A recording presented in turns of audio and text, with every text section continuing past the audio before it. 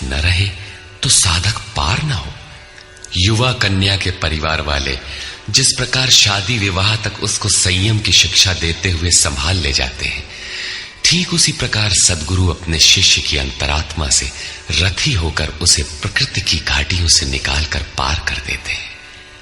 अर्जुन निवेदन करता है कि भगवान, एक बात और है।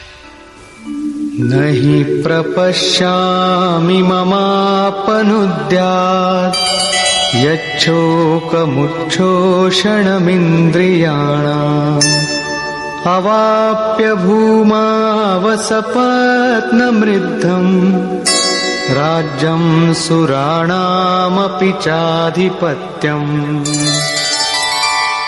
भूमि पर निष्कंटक धन धान्य संपन्न राज्य को और देवताओं के स्वामीपन इंद्र पद को पाकर भी मैं उस उपाय को नहीं देखता जो मेरी इंद्रियों को सुखाने वाले शोक को दूर कर सके। जब शोक बना ही है तो ये सब लेकर ही मैं क्या करूंगा? यदि इतना ही मिलना है तो क्षमा करें।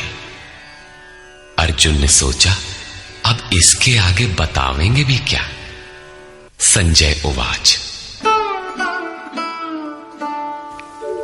एवमुक्त्वा ऋषिकेशं गुडाकेशः परन्तप न योत्स्यैति गोविन्दम् उक्त्वा तूष्णीं बभूवः। संजय बोला, हे राजन, मोह निशाजयी अर्जुन ने हृदय के सर्वज्ञ श्री कृष्ण से ये कहकर कि गोविंद, मैं युद्ध नहीं करूंगा, चुप हो गया। अभी तक अर्जुन की दृष्टि पौराणिक है, जिसमें कर्म कांडों के साथ भोगों की उपलब्धि का विधान है, जिसमें स्वर्ग ही सब कुछ माना जाता है, जिस पर श्री कृष्ण प्रकाश डालेंगे कि ये विचारधारा भी गलत है। तमुवाच ऋषिकेशः प्रहसन्निव भारत सेनयोरुभयोर्मध्ये विषीदन्तमिदं वचः। उसके उपरांत हे भरतवंशी धृतराष्ट्र, अंतर्यामी योगेश्वर श्री कृष्ण ने दोनों सेनाओं के बीच में उस शोक युक्त अर्जुन को हंसते हुए से ये वचन कहा। श्री भगवान उवाच। अशोचानन्वशोचस्त्वं प्रज्ञावादांश्च भाषसे गतासु न गतासूश्च नानुशोचन्ति पंडिताः। अर्जुन, तू न शोक करने योग्यों के लिए शोक करता है और पंडितों के से वचन कहता है, किंतु बुद्धि संपन्न पंडित जन जिनके प्राण चले गए हैं उनके लिए तथा जिनके प्राण नहीं गए हैं उनके लिए भी शोक नहीं करते। तू पंडितों जैसी बातें भर करता है, वस्तुतः ज्ञाता है नहीं, क्योंकि न त्वेवाहं जातु नासं न त्वन्नेमे जनाधिपाः न चैव न भविष्यामः सर्वे वयमतः परम्। न तो ऐसा ही है कि मैं अर्थात सद्गुरु किसी काल में नहीं था, अथवा तू अनुरागी अधिकारी अथवा जनाधिपाह राजा लोग अर्थात राजसी वृत्ति में पाए जाने वाला अहम नहीं था, और न ऐसा ही है कि आगे हम सब नहीं रहेंगे। सद्गुरु सदैव रहता है, अनुरागी सदैव रहते हैं। यहां योगेश्वर ने योग की अनादिता पर प्रकाश डालते हुए भविष्य में भी उसकी विद्यमानता पर बल दिया। मरने वालों के लिए शोक न करने के लिए कारण बताते हुए उन्होंने कहा, देहिनोऽस्मिन् यथा देहे कौमारं यौवनं जरा तथा देहान्तरप्राप्तिः धीरस्तत्र न मुह्यति। जैसे जीवात्मा की इस देह में कुमार, युवा और वृद्ध अवस्था होती है, वैसे ही अन्य अन्य शरीर प्राप्ति। इसलिए धीर पुरुष मोहित नहीं होता है। कभी आप बालक थे, शनैः शनैः युवा हुए, तब आप मर तो नहीं गए, पुनः वृद्ध हुए। पुरुष एक ही है। उसी प्रकार लेश मात्र भी दरार नए देह की प्राप्ति पर नहीं पड़ती। कलेवर का यह परिवर्तन तब तक चलेगा जब तक परिवर्तन से परे वस्तु नहीं मिल जाती। मात्रा स्पर्शास्तु कौन्तेय शीतोष्ण सुख दुःखदाः आगमापायिनो नित्याः तां स्थितिक्षस्व भारत। हे कुंती पुत्र, सुख दुख, सर्दी और गर्मी को देने वाले इंद्रियों और विषयों के संयोग तो अनित्य हैं, क्षण भंगुर हैं। अतः भरतवंशी अर्जुन, तू इसका त्याग कर। अर्जुन इंद्रिय और विषय के संयोग जन्य सुख का स्मरण करके ही विकल था। कुल धर्म, कुल गुरुओं की पूज्यता इत्यादि इंद्रियों के लगाव के अंतर्गत है। ये क्षणिक हैं, झूठे हैं, नाशवान हैं। विषयों का संयोग न सदैव मिलेगा और न सदैव इंद्रियों में क्षमता ही रहेगी। अतः अर्जुन, तू इनका त्याग कर, सहन कर। क्यों? क्या हिमालय की लड़ाई थी जो अर्जुन सर्दी सहन करता? अथवा क्या ये रेगिस्तान की लड़ाई है जहां अर्जुन गर्मी सहन करे? कुरुक्षेत्र जैसा कि लोग बाहर बताते हैं समशीतोष्ण स्थली है। कुल 18 दिन तो लड़ाई हुई, इतने में कहां जाड़ा गर्मी बीत गई। वस्तुतः सर्दी गर्मी, दुख सुख, मान अपमान का सहन करना एक योगी पर निर्भर करता है। यह हृदय देश की लड़ाई का चित्रण है। बाहर युद्ध के लिए गीता नहीं कहती। यह क्षेत्र क्षेत्रज्ञ का संघर्ष है, जिसमें आसुरी संपद का सर्वथा शमन कर परमात्मा में स्थिति दिलाकर दैवी संपद भी शांत हो जाती है। जब विकार है ही नहीं तो सजातीय प्रवृत्तियां किस पर आक्रमण करें? अतः पूर्णत्व के साथ वे भी शांत हो जाती हैं, इससे पहले नहीं। गीता अंतर्देश की लड़ाई का चित्रण है। इस त्याग से मिलेगा क्या? इससे लाभ क्या है? इस पर श्री कृष्ण कहते हैं, यम हि न व्यथयन्त्येते पुरुषं पुरुषर्षभ समदुःख सुखं धीरं सोमृतत्वाय कल्पते। क्योंकि हे पुरुष श्रेष्ठ, दुख सुख को समान समझने वाले जिस धीर पुरुष को इंद्रियों और विषयों के संयोग व्यथित नहीं कर पाते, वो मृत्यु से परे अमृत तत्व की प्राप्ति के योग्य हो जाता है। यहां श्री कृष्ण ने एक उपलब्धि अमृत की चर्चा की। अर्जुन सोचता था कि युद्ध के परिणाम में स्वर्ग मिलेगा या पृथ्वी, किंतु श्री कृष्ण कहते हैं कि न स्वर्ग मिलेगा और न पृथ्वी, बल्कि अमृत मिलेगा। अमृत क्या है? नासतो विद्यते भावो ना भावो विद्यते सतः उभयोरपि दृष्टोऽन्तः त्वनयोस्तत्त्वदर्शिभिः। अर्जुन, असत वस्तु का अस्तित्व नहीं है, वो है ही नहीं, उसे रोका नहीं जा सकता, और सत्य का तीनों काल में अभाव नहीं है, उसे मिटाया नहीं जा सकता। अर्जुन ने पूछा, क्या भगवान होने के नाते आप कहते हैं? श्री कृष्ण ने बताया, मैं तो कहता ही हूं। इन दोनों का यह अंतर हमारे साथ साथ तत्वदर्शियों द्वारा भी देखा गया है। श्री कृष्ण ने वही सत्य दोहराया जो तत्वदर्शियों ने कभी देख लिया था। श्री कृष्ण भी एक तत्वदर्शी महापुरुष थे। परम तत्व परमात्मा का प्रत्यक्ष दर्शन करके उसमें स्थिति वाले तत्वदर्शी कहलाते हैं। सत और असत हैं क्या, इस पर कहते हैं अविनाशी तु तद्विद्धि येन सर्वमिदं ततं विनाशमव्ययस्यास्य न कश्चित् कर्तुमर्हति। नाश रहित तो वो है जिससे ये संपूर्ण जगत व्याप्त है। इस अव्ययस्य अविनाशी का विनाश करने में कोई समर्थ नहीं है। किंतु इस अविनाशी अमृत का नाम क्या है, वो है कौन? अंतवंत इमे देहा नित्यस्योक्ता शरीरिणः अनाशिनो प्रमेयस्य तस्माद्युध्यस्व भारत।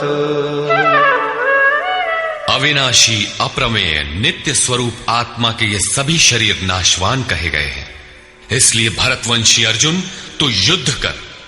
आत्मा ही अमृत है, आत्मा ही अविनाशी है जिसका तीनों कालों में नाश नहीं होता। आत्मा ही सत है, शरीर नाशवान है, यही असत है जिसका तीनों कालों में अस्तित्व नहीं है। शरीर नाशवान है, इसलिए तू युद्ध कर। इस आदेश से यह स्पष्ट नहीं होता कि अर्जुन केवल कौरवों को मारे। पांडव पक्ष में भी तो शरीर ही खड़े थे। क्या पांडव के शरीर अविनाशी थे? यदि शरीर नाशवान है तो श्री कृष्ण किसकी रक्षा में खड़े थे? क्या अर्जुन कोई शरीरधारी था?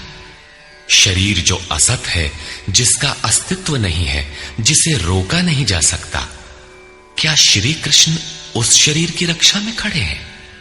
यदि ऐसा है तो वे भी अविवेकी और मूढ़ हैं, क्योंकि आगे श्री कृष्ण स्वयं कहते हैं कि जो केवल शरीर के लिए ही पचता है, श्रम करता है, वो अविवेकी और मूढ़ बुद्धि है। वो पापायु पुरुष व्यर्थ ही जीता है। अंततः अर्जुन कौन था? वस्तुतः अनुराग ही अर्जुन है। अनुरागी के लिए इष्ट सदैव रथी बनकर साथ में रहते हैं, सखा की भांति उसका मार्गदर्शन करते हैं। आप शरीर नहीं है, शरीर तो आवरण है, रहने का मकान है। उसमें रहने वाला अनुराग पूरित आत्मा है। भौतिक युद्ध, मारने काटने से शरीरों का अंत नहीं होता। ये शरीर छूटेगा तो आत्मा दूसरा शरीर धारण कर लेगा। इसी संदर्भ में श्री कृष्ण कह चुके हैं कि जिस प्रकार बाल्यकाल से युवा या वृद्धावस्था आती है, उसी प्रकार देहांतर की प्राप्ति होती है। शरीर काटेंगे तो जीवात्मा नया वस्त्र बदल लेगा। शरीर संस्कारों के आश्रित है और संस्कार मन पर आधारित है। मन एव मनुष्याणाम कारणम बंध मोक्षयोः। मन का सर्वथा निरोध होना, अचल स्थिर ठहरना और अंतिम संस्कार का विलय एक ही क्रिया है। संस्कारों की सतह का टूट जाना ही शरीरों का अंत है। इसे तोड़ने के लिए आपको आराधना करनी होगी, जिसे श्री कृष्ण ने कर्म या निष्काम कर्मयोग की संज्ञा दी है। कृष्ण ने स्थान स्थान पर अर्जुन को युद्ध की प्रेरणा दी, किंतु एक भी श्लोक ऐसा नहीं है जो भौतिक युद्ध या मार काट का समर्थन करता हो। ये युद्ध सजातीय विजातीय प्रवृत्तियों का है, अंतर्देश में है।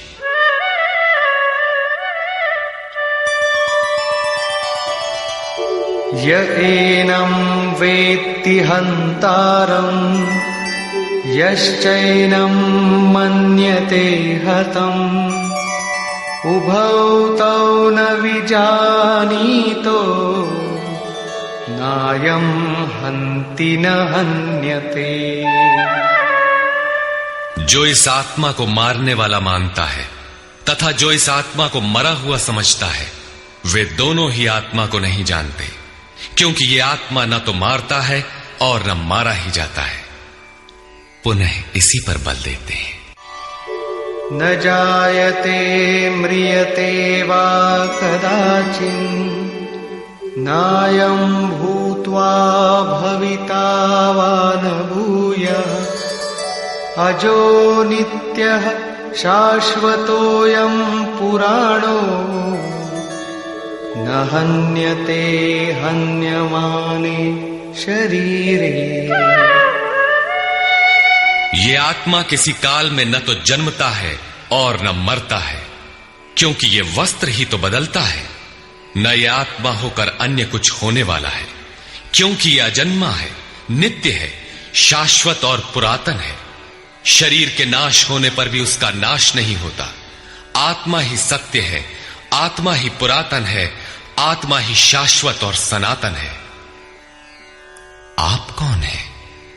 सनातन धर्म के अनुयायी। सनातन कौन है? आत्मा। आप आत्मा के अनुयायी हैं। आत्मा, परमात्मा और ब्रह्म एक दूसरे के पर्याय हैं। आप कौन है? शाश्वत धर्म के उपासक। शाश्वत कौन है? आत्मा। अर्थात हम आप आत्मा के उपासक हैं। यदि आप आत्मिक पथ को नहीं जानते तो आपके पास शाश्वत सनातन नाम की कोई वस्तु नहीं है। उसके लिए आप आहें भरते हैं तो प्रत्याशी अवश्य है, किंतु सनातन धर्मी नहीं है। सनातन धर्म के नाम पर किसी कुरीति के शिकार हैं। देश विदेश में मानव मात्र में आत्मा एक ही जैसा है।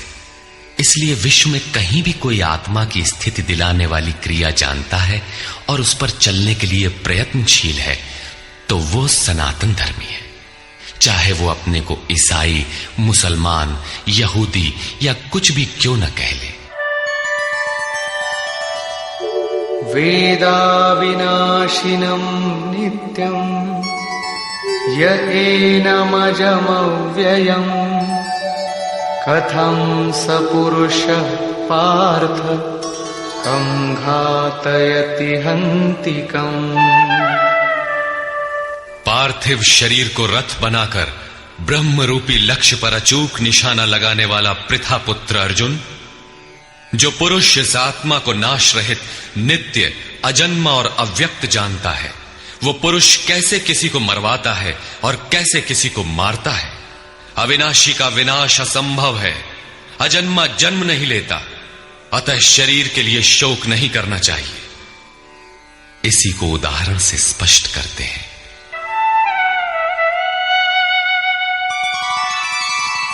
वासांसि जीर्णानि यथा विहाय नवानि गृह्णाति नरोपराणि तथा शरीराणि विहाय जीर्णान्यन्यानि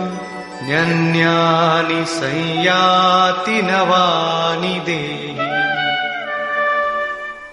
जैसे मनुष्य जीर्णानि वासांसि, जीर्ण शीर्ण पुराने वस्त्रों को त्याग कर नए वस्त्रों को ग्रहण करता है, ठीक वैसे ही ये जीवात्मा पुराने शरीरों को त्याग कर दूसरे नए शरीरों को धारण करता है। जीर्ण होने पर ही नया शरीर धारण करना है तो शिशु क्यों मर जाते हैं? ये वस्त्र तो और विकसित होना चाहिए। वस्तुतः ये शरीर संस्कारों पर आधारित है। जब संस्कार जीर्ण होते हैं तो शरीर छूट जाता है। यदि संस्कार 2 दिन का है तो दूसरे दिन ही शरीर जीर्ण हो गया। इसके बाद मनुष्य एक श्वास भी अधिक नहीं जीता। संस्कार ही शरीर है।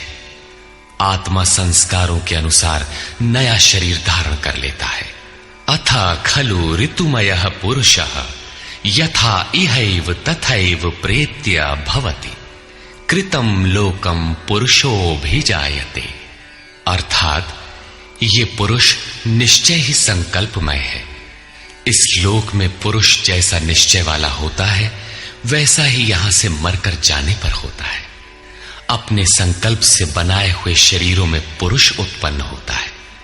इस प्रकार मृत्यु शरीर का परिवर्तन मात्र है।